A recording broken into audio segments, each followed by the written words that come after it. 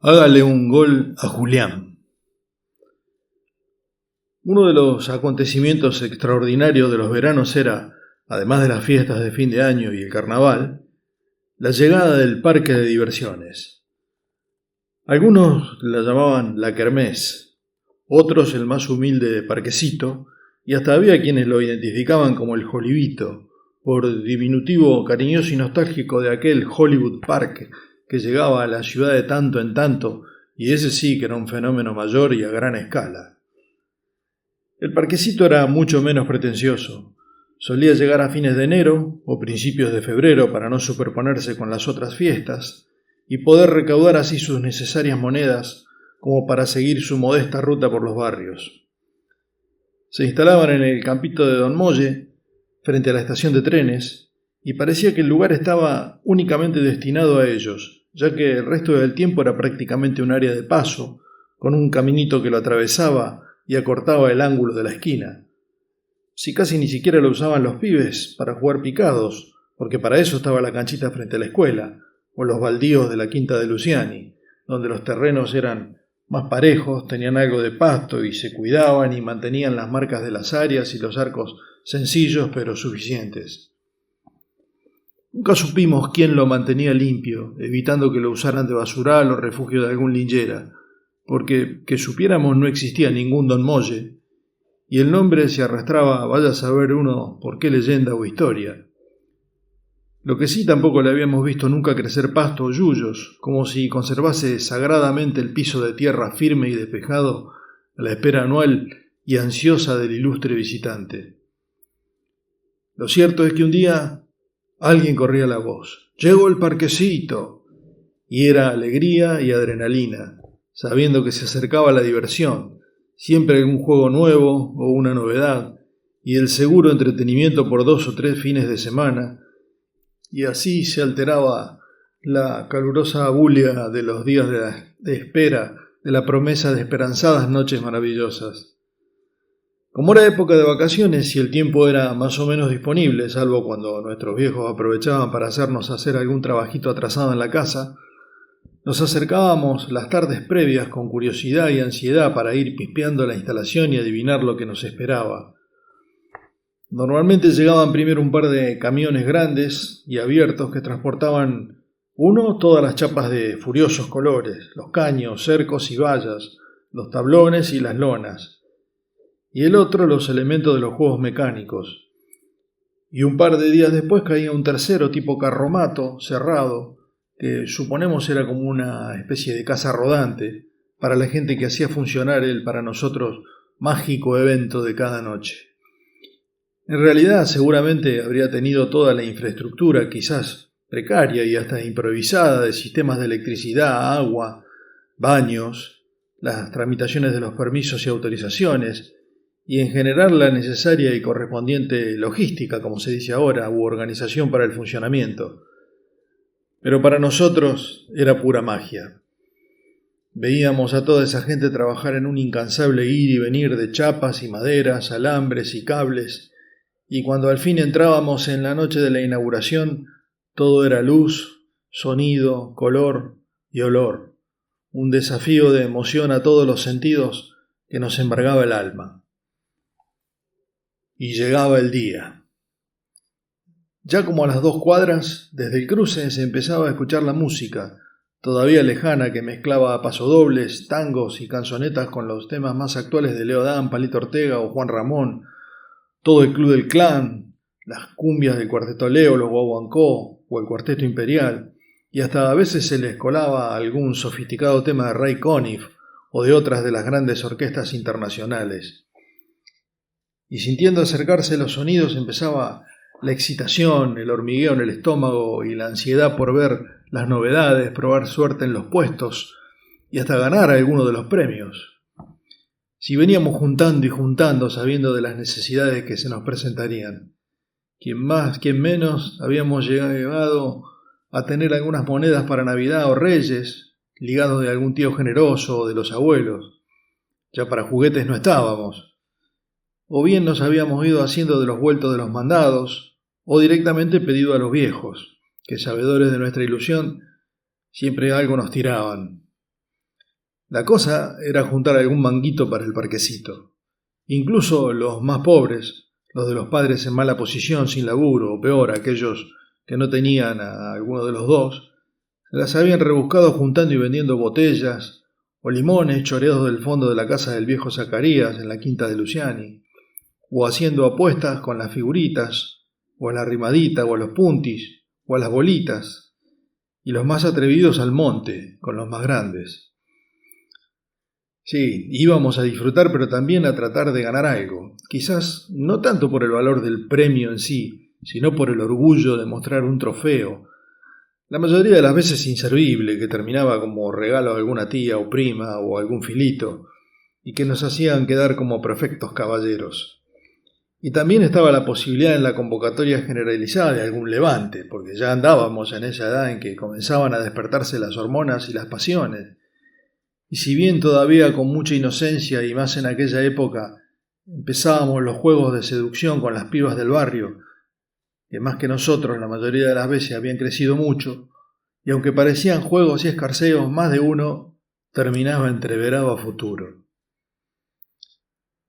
Así llegábamos al parquecito, entusiasmados, excitados, ansiosos de aventura y placer. Toda la esquina había sido cerrada con un cerco de vallas de alambre y en el cerco la entrada con un arco de hierro sosteniendo el cartel arriba, algo gastado pero orgulloso, iluminado por un marco de bombitas de colores. Parque de diversiones. Y cruzábamos con los ojos abiertos y el corazón palpitando esa puerta a la felicidad, a la barata y simple felicidad, a la alegría sana, a la risa y a la comunión con todos. Porque allí, entre todo el barrio, se establecía como una complicidad de regocijo, júbilo y libertad. Grandes y chicos respirábamos y emanábamos un aire de euforia, de bienestar, de olvidarse de los problemas cotidianos y dejar salir la carcajada franca y la diversión modesta, pura. La música que salía fuerte por los altoparlantes que colgaban de las columnas nos hacían levantar la voz y casi gritar, y hasta comenzaban las discusiones entre el bullicio de por dónde empezar. «Mirá, los botes. Dejá, Gil, vamos primeros a los puestos. Pero no, los botes son los máximos. Miren las hamacas voladoras. Andá, ¿qué te vas a animar, cagón, si el año pasado te las quedaste mirando?» Y seguían las risotadas, las provocaciones, y al final empujándonos, riéndonos y nos largábamos al recorrido por ese mundo de fantasía. Estaban los puestos bien típicos de las kermés, el de las argollas que había que acertar en los picos de las botellas, el de la caña larga con un sedal y un gancho en la punta para pescar maderitas que flotaban en un tonel de agua y que al dar las vueltas tenían premio, aunque siempre de los más pobretones, el de las pelotas de trapo con las que había que tumbar latitas vacías dispuestas sobre unas tablas allá al fondo, el del rifle con balines para bajar a los patitos de metal que pasaban incesantes con la mirada fija y casi burlona por las más fallas que aciertos, lo cual hacía dudar de las bondades del arma, el de las pelotitas de ping-pong que había que acertar en los vasos con las bocas abiertas al cielo, desafiando y pareciendo reírse de los vanos intentos. Un poco más separada estaba la columna con una regla graduada y la campana arriba que hacían sonar solo los más forzudos a pegarle con una enorme masa a una base de goma dura y hacer saltar el disco que tenía que llegar hasta el cielo. En todos siempre eran más los que dejaban las monedas y empecinados se quedaban hasta llevarse un peluche o un muñequito hecho con perlitas de plástico, o a veces hasta nada más que un globo o un banderín como último consuelo por la tosudez y la insistencia, que los que se ganaban los premios mayores. Los chanchitos grandes de porcelana con las camisetas de Boca, River, Central o Newell's, o las muñecas rubias inalcanzables, o las botellas de vino fino. Y después aparecían los juegos mecánicos, la infaltable Calecita, con su mundo de avioncitos, autos, caballitos y cerditos que, subiendo y bajando en su giro interminable, hacían las delicias de los más chicos, y siempre con la esperanza de la vuelta gratis por sacarse la rebelde sortija. No muy concurridas se veían las hamacas voladoras, peligrosas y desafiantes, que provocaban la advertencia premonitoria y amedrentadora de madres y abuelas, con la repetida referencia del chico que una vez había salido volando con hamaca y todo porque la cadena se había cortado y había provocado la tragedia. Nunca comprobada, digamos. Y al fondo, sobre un costado, esperaban los botes, estrellas indiscutibles del parquecito, que eran ni más ni menos que eso, botes de madera, como los del laguito, que con un sistema de sogas y poleas se balanceaban a uno y otro lado de un centro donde pivoteaban, y que manejaban los dos ocupantes de cada bote. Cada uno tiraba de la soga, el otro aflojaba, y así sucesivamente hasta repetir una ruta pendular que, según la audacia de los ocupantes, los llevaba cada vez más alto y más rápido. Y cuando quedaban en el punto más alto, casi detenidos para volver a bajar raudamente, aparecía esa sensación en el estómago que hacía al juego a la vez y contradictoriamente insoportable e irresistible. Era el lugar preferido por los muchachones para mostrar valor y arrojo a las chicas que también se animaban, y aunque no tan brutalmente se sometían a la adrenalina llenando la noche de gritos y alaridos, y las más osadas al revoleo de sus polleras para que al quedar en lo más alto se dejara ver o se insinuara generoso y hasta impúdico algún blanco muslo, y diolo libre algún otro recóndito secreto. Allí también se desplegaba todo el juego de la seducción y el galanteo pícaro, pero honrado y honesto.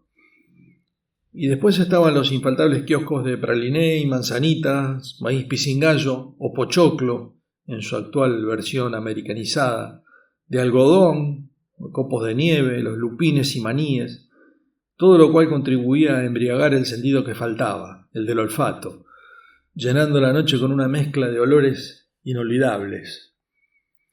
También estaba el bar, allá en el fondo, con 5 o 6 mesas redondas de metal, al igual que las sillas plegables, y un mostrador sin nada atrás, solo un chapón y una puerta a la parte trasera, desde donde salían panchitos, sándwiches de milanesa, de mortadela y queso, o picadas con aceitunes y maníes para acompañar con cervezas gaseosas, o los pingüinos de porcelana con vino secundados por los sifones de soda, cuando era que no traían las exquisitas sangrías. Y toda la música y la gente feliz, disfrutando, vestida sencillamente, casi con la ropa de todos los días, si era como parte del barrio. Y además con el tierrerío no daba como para ponerse buena pilcha. Había un ambiente de despreocupación, de familiaridad que lo hacía incomparable. Casi todos los años se presentaba alguna novedad, acto o juego nuevo. El año anterior habían traído el tiro al blanco y había estado buenísimo. Y había participado la propia gente. Ponían un gran tonel de 1,5 metros de alto, más o menos, lleno de agua, grande, ancho, de cuyos costados salían 2 varillas en forma de horqueta que sostenían una barra redonda, gruesa, que atravesaba el tonel quedando como a medio metro o un poco más del agua. Sobre la barra tenía que sentarse alguien con los brazos cruzados y la cara pintada de blanco, de ahí el justificado nombre, mientras la concurrencia, a 1 peso los 3 tiros, con pelotas de trapo, trataba de pegarle a un redondel de chapa roja que al acertarle movía unos engranajes, rodaba la barra y el hombre caía al agua. Varios del barrio habían sido tentados para ganarse unos pesitos aguantando los chapuzones, y algunos agarraron viaje, el Turco Ahumada, el Cabezón Barleta y el Dani Díaz. Pero el más gracioso fue sin dudas el Pedado Escalante, un tipo medio grande ya, siempre sin laburo y muy busca, que se anotó enseguida. Claro, le pintaron de blanco hasta la bocha, y la gente hacía cola para verlo caer al agua. Fue muy divertido. Quizá no tanto para él, aunque el tipo se llevó sus buenos manguitos. Otro año habían traído a la mujer barbuda, una mujer no muy mayor que tenía la cara llena de pelos, barba, bigotes, en los brazos, en el pecho, en todos lados, y un tipo apodado el Forzudo, que vestido como de cavernícola doblaba varillas de hierro con las manos y levantaba cosas pesadísimas. También había estado bueno. Ese año hasta ahí no habíamos visto nada fuera de lo corriente hasta que, pasando el bar, contra el paredón de atrás, nos encontramos con un cartel de esos tipos de hombre sándwich que a 2 aguas, con letras rojas, proclamaba: «Gánese una número 5, hágale un gol a Julián». Para nosotros ya ver algo relacionado con el fútbol, con la palabra gol y con la posibilidad de ganar una pelota de cuero, era la meca. Nos agolpamos alrededor del cartel y entonces vimos un arco de caño, no profesional, pero tampoco de babi. Era grandecito, como de 4 metros de largo por un poco menos de 2 de alto, con red y todo. Y adelante, a unos 10 pasos, dispuesta sobre un círculo de cal pintado en la tierra, una pelota esperando. La pelota tampoco era profesional, era como más grande y medio despintada, aunque algo del blanco original le quedaba.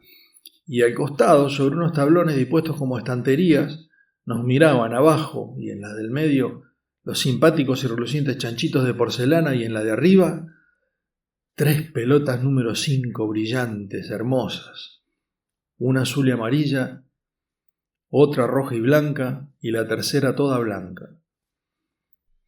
Mientras mirábamos extasiados las pelotas de cuero, apareció un hombre de bigotes, con cara seria y medio pelado, que nos explicó el sistema del juego. El cartel era medio mentiroso y seguro que era para atraer giles. La cosa era así: te daban 5 penales por 10 pesos. Con 4 convertidos, el premio era un chanchito. Y con los 5 adentro, una de las pelotas. 10 pesos, era mucho, si los botes costaban 3 pesos la vuelta. Apenas alguno nos alcanzaba para una vuelta de 5 tiros, pero era una número 5, ¿qué importaba si no quedaba para los otros juegos? Ya habría tiempo, si al fin y al cabo ya los conocíamos a todos. Una número 5, y qué lindas que eran.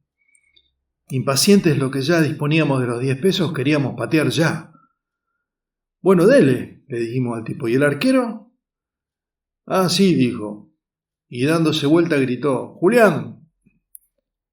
Entonces de atrás del arco, de una casucha que no habíamos visto, salió Julián, el arquero. Nos quedamos fríos. Era un enano, pero enano de verdad, chiquito, piernas cortas y chuecas, y vestido de arquero, sin botines. Eso sí, tenía un par de zapatillas regastadas y que se veían grandotas al lado de las piernitas, medias que alguna vez habían sido negras, un pantaloncito corto que, dado el tamaño del espécimen, le llegaba debajo de las rodillas, y un buzo amarillo de mangas largas con coderas y hombreras, y completando el atuendo una gorra marrón. Nos quedamos todos sorprendidos. El enano se dirigió hacia el arco, se paró en la línea y con los bracitos cortos en la cintura dijo con voz gruesa: «Bueno, ¿quién empieza?». Estábamos como paralizados por la sorpresa. Además era un tipo de rasgos duros, nariz abultada, piel como de haber tenido viruela u otra enfermedad de ese tipo, y serio, muy serio, con la mirada torva y desafiante. Lo primero que pensé fue: papita pa'l loro, un enano, arriba y al ángulo no llega, y ya me veía acariciando la número 5. Igual nadie decía nada. Creo que a ninguno se nos ocurrió reírnos o burlarnos, no solo por la educación que teníamos, sino porque la situación en ese momento no era graciosa, ni mucho menos. Al fin el flaco Cueto, que fue el que reaccionó y dijo: «Yo». No habíamos sido preparados para algo relacionado con el fútbol. Teníamos zapatillas, pero de las de salir, y en el caso del flaco unas alpargatas con cordones, pero no podíamos esperar. Y todos íntimamente pensábamos que, a pesar del aspecto serio y fiero de Julián, era pan comido. El flaco Cueto no era de los más virtuosos con la pelota, pero le entraba bien, era diestro y pateaba fuerte, y además tenía los 10 pesos. Otra regla que nos puso el pelado era que no se podía tomar carrera ni amagar.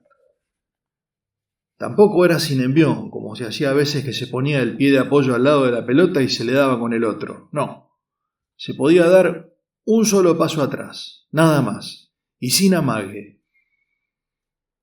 El flaco se paró medio metro atrás de la pelota, dio un paso y le pegó. Había elegido bien, a media altura, bien esquinado contra el palo y a la izquierda del arquero. Y la sacó. ¿Cómo voló ese enano? Porque fue más que una estirada, como impulsado por un resorte se lanzó contra el palo, la tocó y la sacó afuera. ¡Qué bárbaro!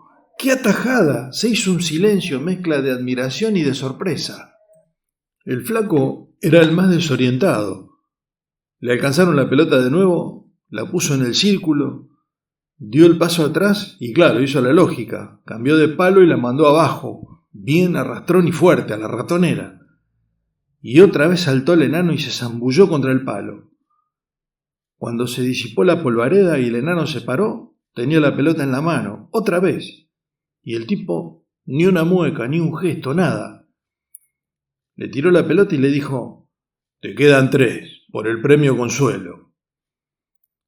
El premio consuelo era un globo forrado con un plástico y con un elástico donde se cosía el cierre que simulaba ser una pelota, una porquería. El flaco no lo podía creer, pasó de la incredulidad a la frustración y la bronca. Acomodó la pelota otra vez, dio el paso atrás y le entró con todas sus fuerzas. Le pegó menos esquinado y a media altura. El enano se corrió un poquito y la embolsó sin problemas. Nada más. «Otro», dijo imperturbable. Cueto se preparó de nuevo, dio el paso atrás y casi anunciándolo como para asegurarlo la quiso poner en el ángulo. Se le fue arriba. El enano ni se había movido. Como si hubiera sabido. Hizo vista el hijo de puta. Nos mirábamos entre nosotros, sorprendidos, azorados. «Te queda uno», le dijo, alcanzándole la pelota sin un rastro de emoción. El flaco ya estaba vencido. Buscó la base del palo derecho, pero le salió débil, y el enano, haciéndose un ovillo, la agarró. No le había podido hacer ni uno. Pobre flaco, estaba entre asombrado y humillado, y encima nosotros, dejando de lado la sorpresa, lo empezamos a cargar. «Burro, anda, no hiciste ni uno, bestia, gil». El enano ya se había posicionado de nuevo en el centro del arco y sobre la línea, esperando. «¿Quién sigue?», preguntó el pelado. Los otros 2 que teníamos los 10 mangos éramos el negrito Marito Argüello y yo. El negrito era uno de los mejores con la pelota, gambeteaba y jugaba bien, así que tácitamente lo dejamos para lo último. «Voy yo», dije. Estaba entre preocupado y temeroso. Preocupado porque pensaba cómo iba a pegarle para hacer el gol, y temeroso porque ya me imaginaba las cargadas todas las semanas y me pasaba lo mismo que al flaco. Traté de serenarme. Agarré la pelota y la sopesé, como para calcularle bien la fuerza que tendría que darle. Era pesada. No estaba inflada al máximo, pero picaba bien. Y era bastante más grande que las comunes. Yo le pegaba de zurda y bastante bien, modestia aparte. Así que pensé, colocándosela bien al ángulo y fuerte no me la puede sacar. La apoyé despacito, di el paso atrás y le apunté arriba y a la izquierda. Fue un buen tiro, pero el enano saltó hacia el costado increíblemente, se estiró y la tocó con la punta de los dedos. La pelota se desvió un poquito, pegó en el caño y entró. ¡Gol!, lo grité como si hubiera sido un gol de campeonato. Los otros también lo gritaron y aplaudían. Claro, por fin, no podía ser que ese enano se atajara todo. «Bien, pata, así», me alentaban. El enano se sacudió un poco la ropa, sacó la pelota de dentro del arco y sin ningún gesto, ni una mueca, nada, me la tiró. «Dale», dijo, nada más. Volví a acomodarla mientras pensaba cómo engañarlo. Seguro que se va a creer que le voy a cambiar el palo, pensé. Di el paso atrás y un instante antes miré para la derecha sabiendo que el tipo me miraba a los ojos, fija, hipnóticamente, como para darle a entender que buscaba la derecha. Avancé la pierna derecha y con la zurda le pegué al mismo lugar, casi calcado. Iba al ángulo. Y allá fue el enano, volando, porque juro que voló. Si no, no se explica cómo pudo haber llegado tan alto y tan rápido. Voló. Y se quedó como si una mano invisible lo alzara y lo sostuviera en el aire hasta juntarse con la pelota, allá arriba, y caer los 2 juntos como una sola pieza. No podía ser. Impresionante. Un murmullo de admiración y asombro se levantó entre todos. Ese tipo no era normal. Bueno, claro que no era normal, era un enano. Pero peor, era increíble. Se levantó despacito, siempre con la gorra calzada que nunca se le había caído, y otra vez, insípidamente, como restándole importancia, me tiró la pelota y me dijo: «Te quedan 3, por el chanchito». Yo ya ni me acordaba de los premios. Ya era una cuestión personal, de orgullo. Pero la puta madre, pensaba, ¿cómo puede ser? Ya herido en lo más íntimo, me preparé para el tercer intento. Le di como de chanfle, abajo y a la derecha de él, casi con efecto. La pelota salió como vivoreando. Se abrió, parecía que se iba afuera, pero pegó en la base del caño y se metió. ¡Gol! Otra vez los gritos. ¡Vamos todavía!, me alentaban. Julián ni se había movido. Hizo vista. La sacó de adentro del arco y mirándome fijo, como con un destello de rabia, me la alcanzó diciendo: «Te quedan 2». Otra vez pensaba, ¿y ahora dónde le pego? Y en un instante se me ocurrió: lo reviento, se la tiro alto y al medio, no se la va a esperar. Me puse un cachito más atrás, aunque la atenta mirada del pelado no daba lugar a trampas. Hice como que miraba otra vez abajo la ratonera, como si fuera a repetir, y le di con alma y vida, empalándola bien de lleno. Salió un balazo que se estampó en el caño del travesaño con un ruido seco, y del rebote me pasó por arriba de la cabeza y picando atrás llegó hasta la calecita. «¡Qué boludo!», sentí por ahí. «¡Qué lástima!», deslizó alguno más benevolente. El enano estaba estático, no se había movido ni un centímetro, me miraba fijo y serio, aunque me parecía percibir en una de sus comisuras algo ladeada, como una mueca de una sonrisa. «El último», me dijo. Me alcanzaron la pelota y me propuse, aunque más no fuera, invocarle el último. No pensé mucho, estaba ofuscado.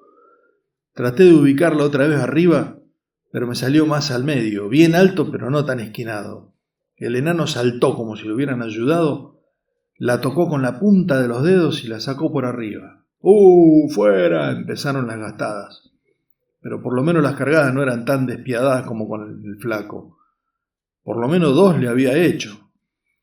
Pero a mí no me servía el consuelo, no me entraba en la cabeza cómo me había sacado ese segundo penal.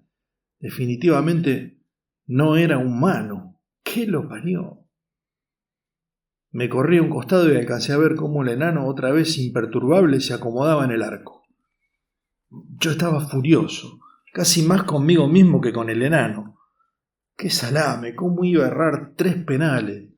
Me quedé mascullando mi bronca mientras miraba ya sin tanto interés el turno del negrito Argüello. Ya quería venganza. Le tenía que hacer los 5 a ese enano. No me conformaba con 4, no. Los 5 le iba a hacer. Y me llevaría la número 5, eso sí. Iba a tener que conseguir otros 10 mangos. ¡Hasta que lo parió! En eso pensaba mientras miraba cómo el enano seguía volando de palo a palo, zambulléndose, revolcándose, saltando como un resorte y atajando los tiros más inverosímiles. Al final el negrito le pudo hacer 3 goles, uno con mucha suerte, porque el enano volando le había tocado, había pegado en el caño, rebotó en la cabeza del propio enano y se había metido. Después de algunas discusiones con el pelado se lo dieron como válido y el negrito se llevó el globo forrado, ufanándose de sus aciertos, porque los otros 2 se lo había clavado en los ángulos. ¿No hay otro?, preguntó el pelado, y ante el silencio: «Bueno, chau, hasta mañana». Cuando miré para el arco ya no había nadie. El enano había desaparecido subrepticia, misteriosamente, con la pelota abajo de los brazos, me imagino, acrecentando la sensación ya generalizada de que se trataba de un personaje sobrenatural. Comentarios y discusiones que duraron mucho tiempo. Esa noche dimos algunas vueltas más por el parquecito. Algunos se gastaron las pocas chirolas en otros juegos y a mí apenas me alcanzó para un pancho y una coca. No quería saber nada de juegos, ni de puestos, ni de minas. ¿Cómo habré estado de chinchudo? Me fui a dormir soñando con la imagen del enano alado, volando y volando, atajando todas las pelotas del mundo. Los otros 2 días volvimos al parquecito, pero a los otros juegos. Por ahí nos dábamos una vuelta por el arco allá al fondo, pero la mayoría de las veces estaba vacío, todo quieto y en silencio, como abstenido incluso del bullicio general. En contadas ocasiones se veían algunos viejos, o por el contrario pibes chicos que se tentaban y probaban suerte, pero para el enano Julián eran poca cosa. Hasta donde supimos en todos los días que estuvieron, nadie pudo llevarse más que alguno de los globos forrados como premio consuelo, sin ni siquiera un solo chanchito. Las número 5 seguían esperando. Y de los grandes nos llamó la atención que no fuera nadie. Podría haber ido alguno de primera, a ver si por lo menos ellos le embocaban al enano atorrante. El siguiente fin de semana llovió sin parar. El parquecito abrió sus puertas solamente el domingo a la tardecita y no con todos los juegos habilitados. Por ejemplo, los botes y las hamacas no se pudieron usar por el barrial que se había formado abajo. El enano Julián tampoco apareció, y el arco estuvo olvidado y vacío. Así que la espera se nos hizo más larga todavía, y crecían las ganas de revancha y las hipótesis cada vez más estrafalarias sobre la condición humana de Julián, que si era un gnomo mágico, un duende o un ser de otro mundo, y su figura se agigantaba con el correr de los días y el vuelo de la imaginación de todos nosotros. Yo había conseguido los 10 pesos. Al final le había contado a mi vieja lo del enano y ella, a escondida del viejo, me había dado la plata para que me sacara el gusto.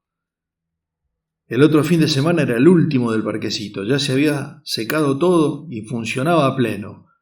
Fuimos todas las noches, pero con el flaco Cueto y el Aníbal Fuentes que se había enganchado decidimos dejar el gran desafío para el domingo, pensando quizás que el enano algo de humano debería tener y llegaría cansado después de 2 días de atajar penales y alguna ventaja se nos podría presentar, aunque para afuera no lo queríamos reconocer.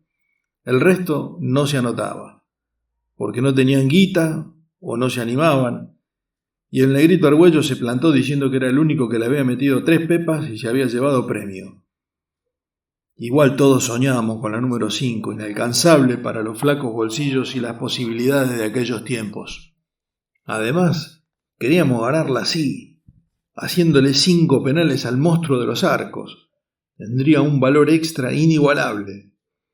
El domingo fuimos bien preparados y mentalizados. Yo me llevé los sacachispas en una bolsita y entre todos diseñamos estrategias, engaños y fórmulas para doblegar al eximio arquero y llevarnos el tan preciado y soñado botín. Hasta habíamos practicado, no sé, como 1000 penales cada uno para llegar bien afilados. No hubo caso. Ese día el enano Julián pareció estar más inspirado que nunca. Sacó prácticamente todo lo que le tiramos. Arriba, abajo, fuerte, a colocar, de chanfle, con efecto, a los ángulos, arrastrón, de puntín. Todo lo atajaba. Volaba, saltaba, se estiraba, se arqueaba en el aire. A veces parecía como que flotaba, y otra como si sus brazos cortitos y morrudos fueran interminables o elásticos. Imbatible, genial, extraordinario. El flaco se sacó la mufa, le hizo 3 y se llevó otro inservible globito forrado. El Aníbal le embocó uno solo y de cohete, y yo repetí, le pude meter 2, pero eso sí, 1 en cada ángulo. Frustrados, defraudados y fracasados, nos fuimos esa noche consolándonos unos a otros y aguantando las cargadas de los demás, aunque esos por cagones no tenían derecho a joder tanto. Pero en algo coincidíamos todos, y era en resaltar las virtudes imposibles del enano Julián, que a esa altura ya había alcanzado la estatura de leyenda. Así se fue el parquecito de ese año. Nos dejó el recuerdo de las risas, la alegría, la música, los escarceos con las pibas y algún que otro arreglo que se prolongó unos días o unos meses más, como en el caso mío con la Laura, la hija del verdulero. Y nos dejó también la amarga sensación de la derrota, del revés, del orgullo herido y el sueño imposible de la número 5. Habría que esperar todo un año. Y al fin también llegó ese día del siguiente año. Más tarde que de costumbre, para nuestra desesperación, llegó otra vez el parquecito. Mientras descargaban y montaban todo, tratábamos de ver al enano o al arco o los carteles, pero nada, no nos dejaban ver mucho, celosos quizás por la presentación de alguna otra novedad o juego nuevo y que fuera sorpresa. Así que tuvimos que esperar hasta el día de la inauguración y allá fuimos, con la ilusión, la adrenalina, la alegría, los manguitos juntados y, por qué no decirlo, con la sed de vengarnos del enano.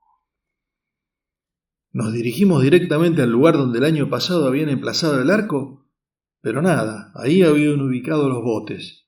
Seguimos recorriendo y buscando, pero todo era lo ya conocido. Lo nuevo que tan celosamente guardaban era un acto con animales, perros, monos y hasta un elefante que la verdad no habíamos visto llegar.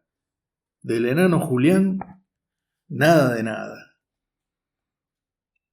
Por ahí en uno de los puestos lo vimos al pelado del año anterior y nos fuimos al humo a preguntarle.